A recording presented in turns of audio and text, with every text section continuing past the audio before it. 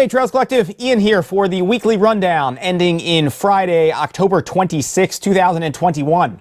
Hopefully this finds you all doing well out there. Some winter adventures. The sun felt really good, at least here in Ithaca today. Snow's melting a bit, and I'm excited to maybe see some dirt or mud here pretty shortly. Let's see, this week, big thanks to Craig Bernier of Highland Lakes, New Jersey, and Paige Twining here in Ithaca, New York, two who have joined us as Patreon supporters. Thank you so much. I can't thank you enough for stepping up to support trying to hopefully make the Trails Collective a sustainable entity, and even more for doubling down on being part of the family, which is our regional trail community. So Craig and Paige, thank you both so very much. And to all the Patreon supporters out there, some of you I've been able to catch up with and send a little bit of gear your way. And a big thanks to Pete Krisak, who is a big supporter of the shop, Trails Collective, Red Newt, but was working tonight to get some of the other swag out the door, so that'll be headed your way as well. So thank you all to supporting the Trails Collective. And to all of you who are just sharing this in your own community, checking in with video feeds from results or events that you have coming up, thank you very much.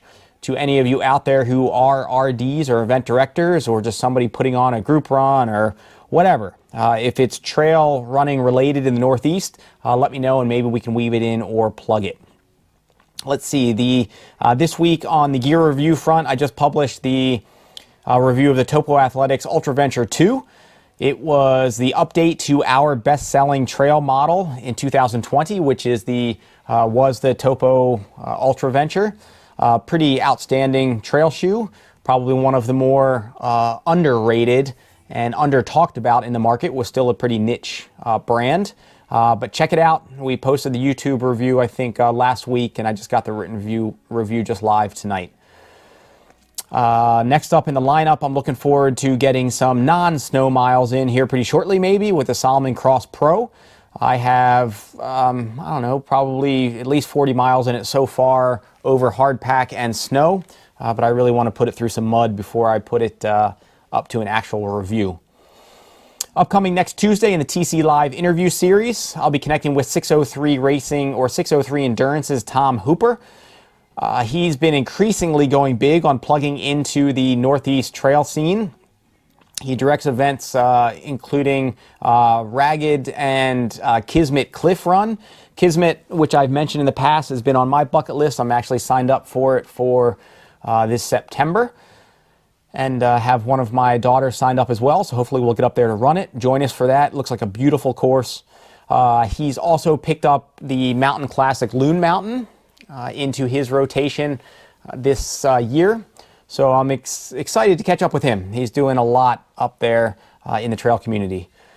Let's see. Also, I'm going to lead in here with the UltraSignUp Hot List. Some of these are, well, almost sold out or capped out. Grayson Highlands, a beautiful race running on May 1st and 2nd in the mouth of Wilson, Virginia, is 99.5% full. There's only 3 spots remaining for the 50-mile distance. Chances are will have closed out by the time I get this edited and live, but you can always check it out. The Windsor Castle 10-hour slated for June 12th in Smithfield, Virginia is 99% full and will be probably by this weekend. The Dogwood Ultra Marathons 12 and 24 hours running April 3rd in Green Bay, Virginia are 97% full. Athletic Equations No Man's 50K, an all-women's event running on March 13th in Triangle, Virginia, is 96% full. The Midstate Massive Ultra's 50-mile option is slated for October 9th, starting in New Ipswich, New Hampshire, is 90% full.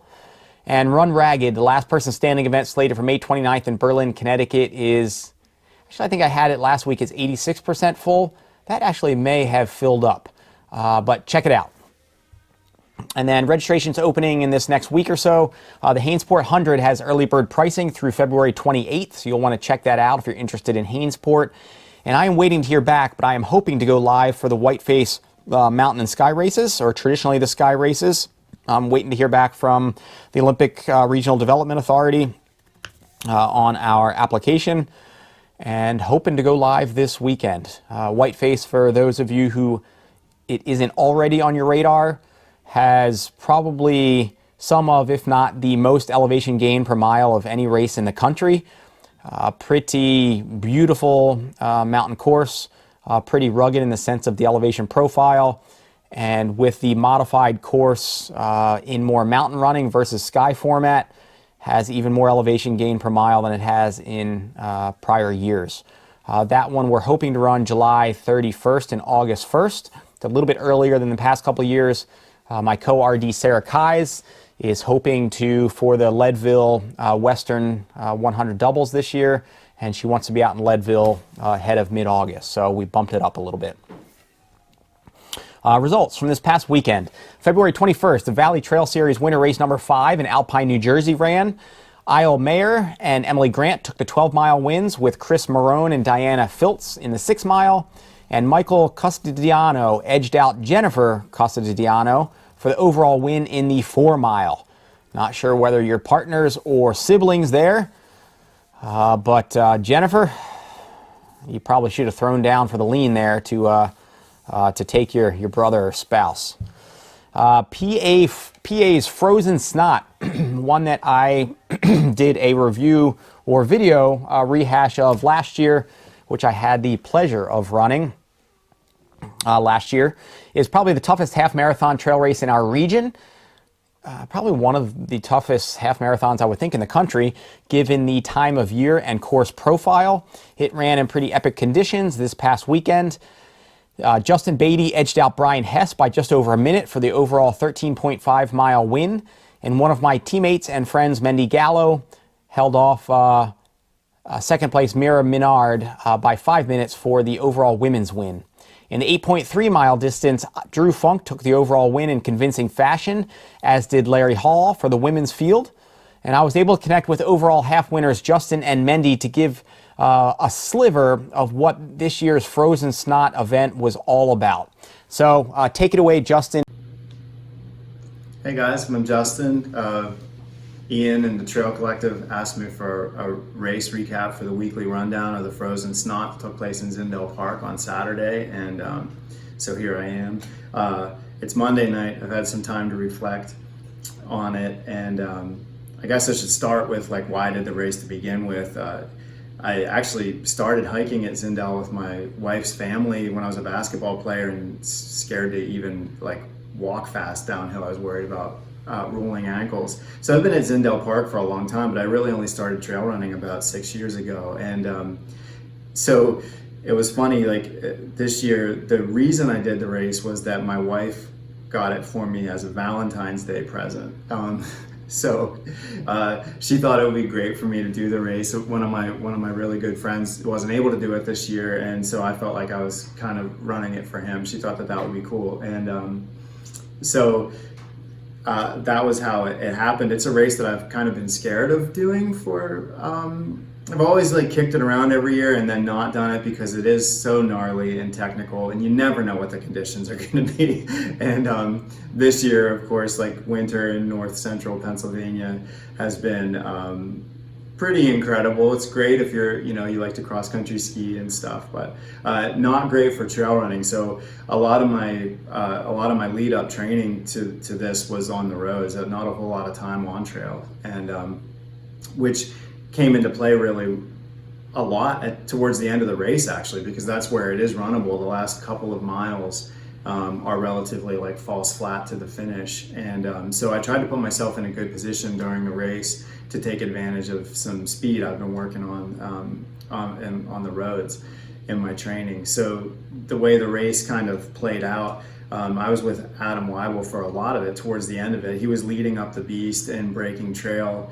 And about 2/3 of the way up, he asked if I wanted to pass him, and I said, like, yeah, not to go faster, but just, you've been doing a lot of work up there, and I feel like a jerk if I don't. So I was working then up the top third to 1/4 of the beast, and then breaking trail across the top.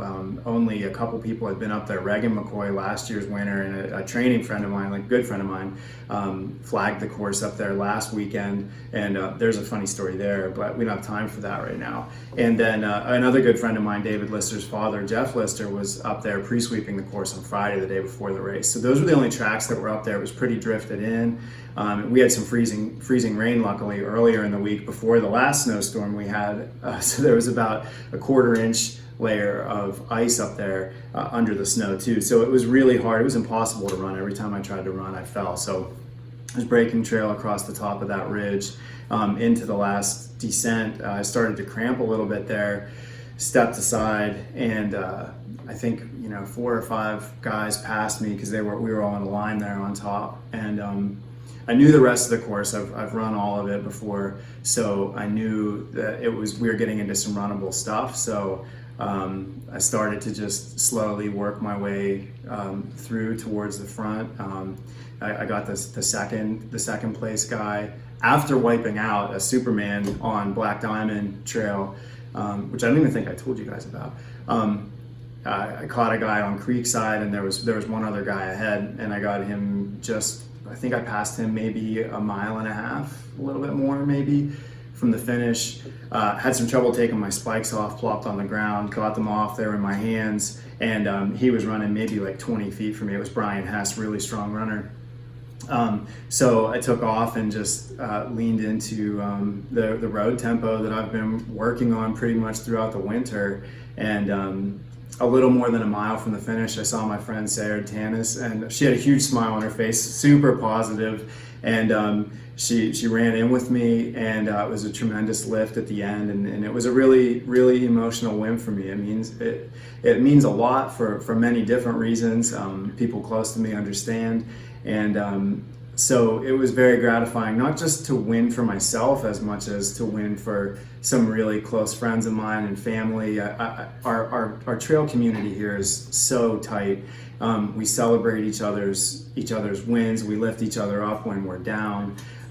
So I'm fortunate to feel so much love and be such a part of a great trail community here.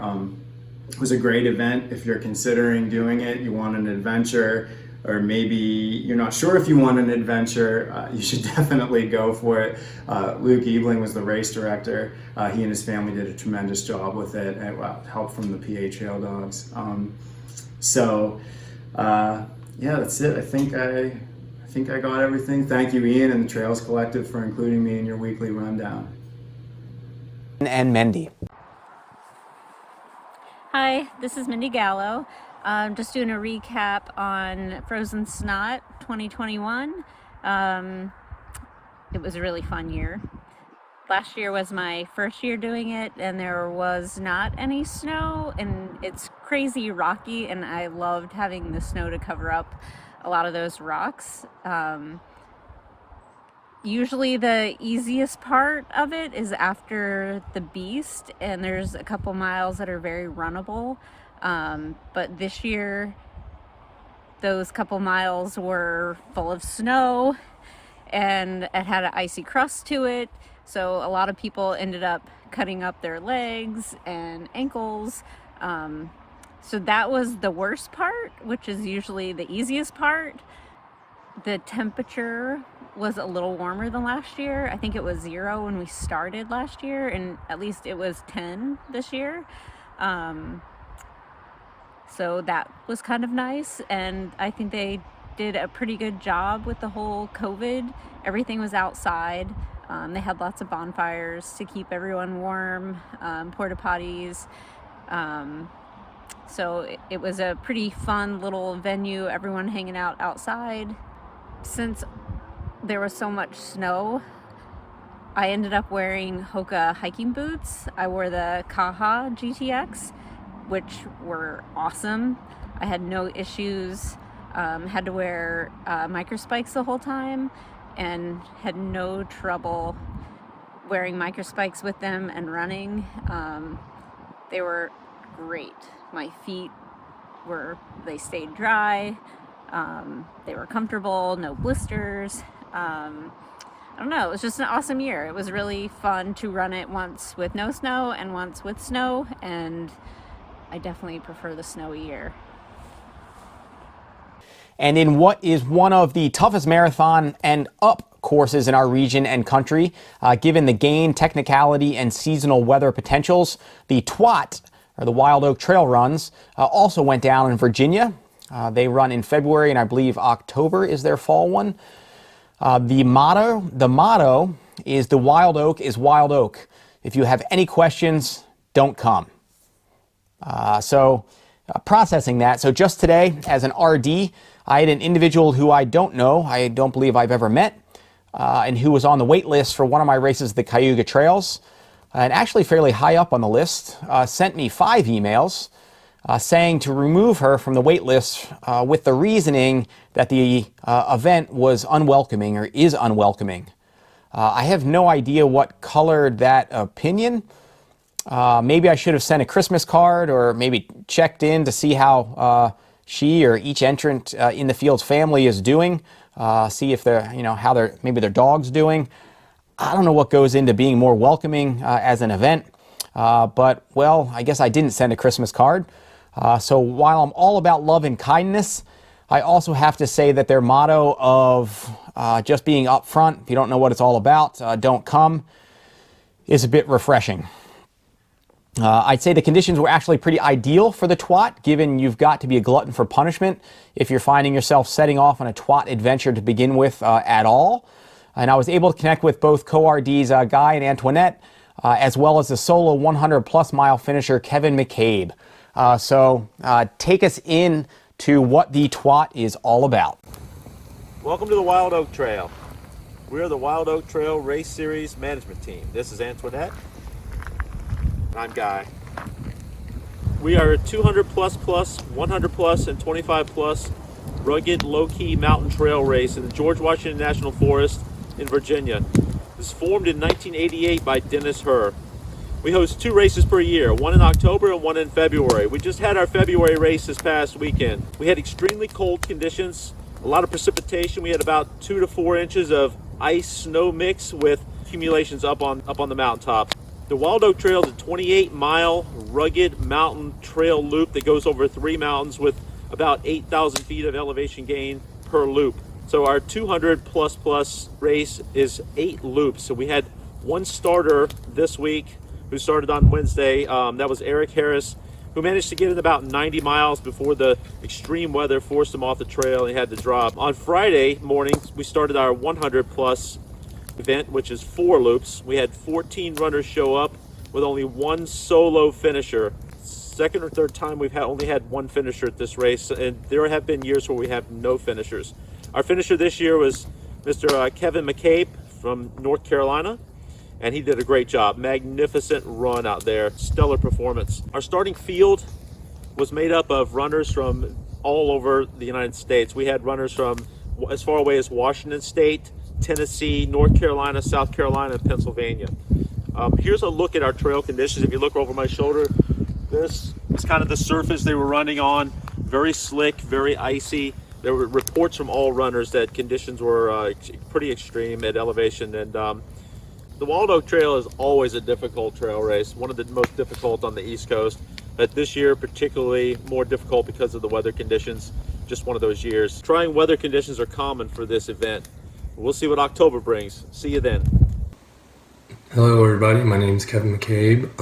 I was the only finisher this past weekend at the Wild Oak Trail 100 mile race. This race is a race that was founded by Dennis Herr in 1988. It's now currently being directed by Antoinette Landrigan and Guy Towler, and they do a fantastic job. It's a small race, it's a mountain race, it's no frills. Think like self-supported FKT sort of frills. The course is a 28 roughly mile loop with about 7,000 to 8,000 feet of vertical climb. 100-mile runners will run it 4 times. 200-mile runners will run it 8 times. So really you're looking at 112 miles if you're doing the 100-miler. The race is held obviously in February, so in Virginia in the mountains, so the weather is always a factor. And this year was no exception. The 25-miler this year was canceled because of the weather. There was one attempt at the 200, and unfortunately, Eric Harris abandoned on his third loop due to the snow that came in Thursday night, the night before Friday's race, or Friday's start for the 100 miler, which I ran.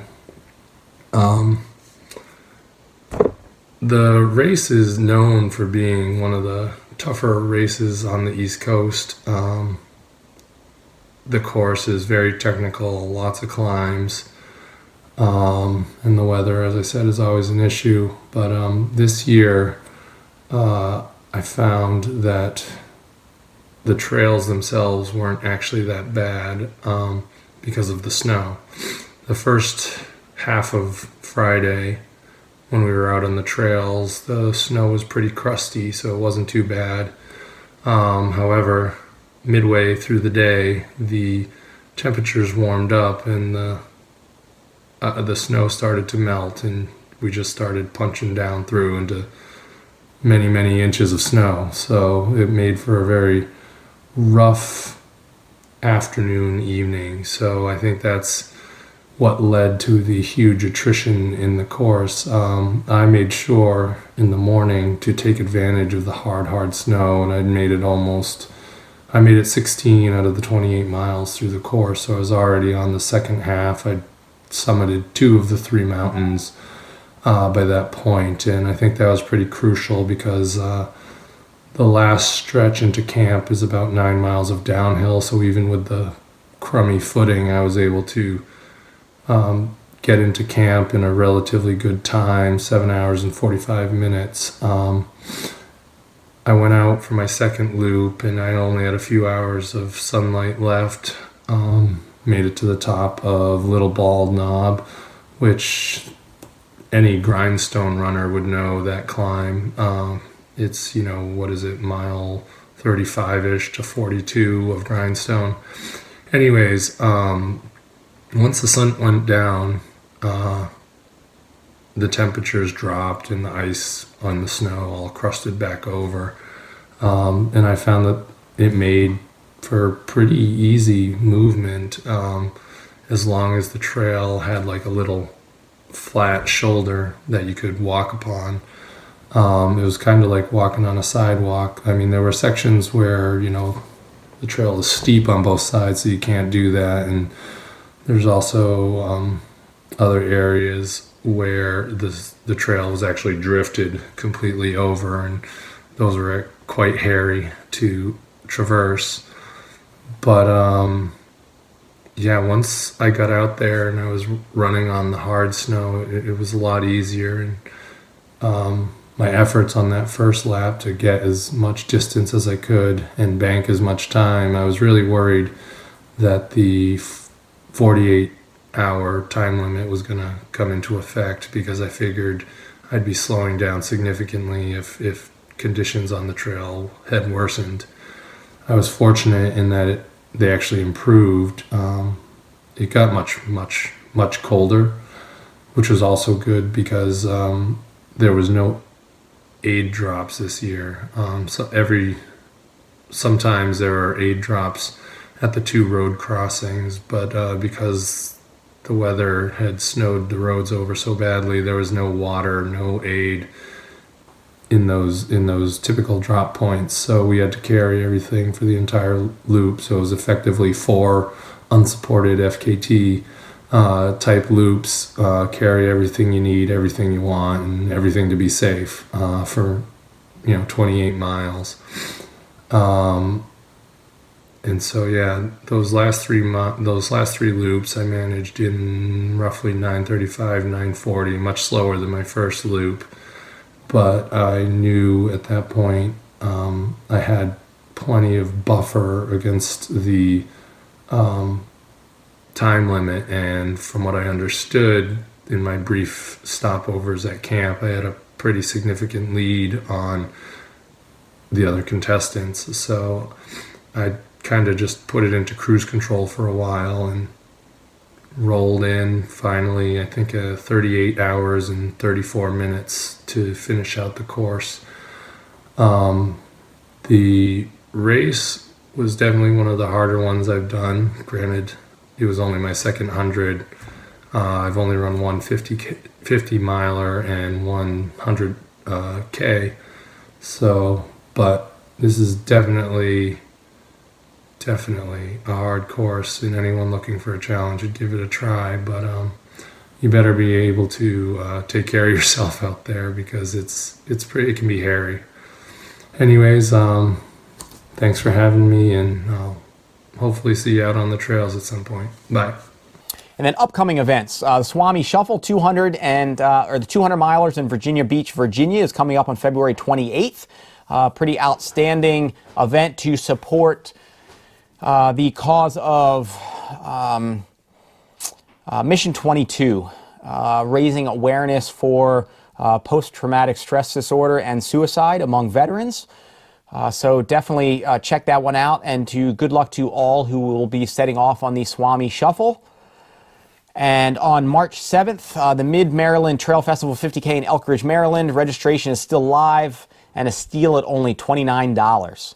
So that's what I got for you. I don't believe there were any FKTs that came up on fastestknowntimes.com. That site, as I mentioned in the past, is a little glitchy. So if any of you did set off and accomplish some FKTs and plugged it in, sorry it didn't show up. Thanks to all for tuning in. Thanks to all of you who are sending me updates. And we'll catch you next week. All right. See ya.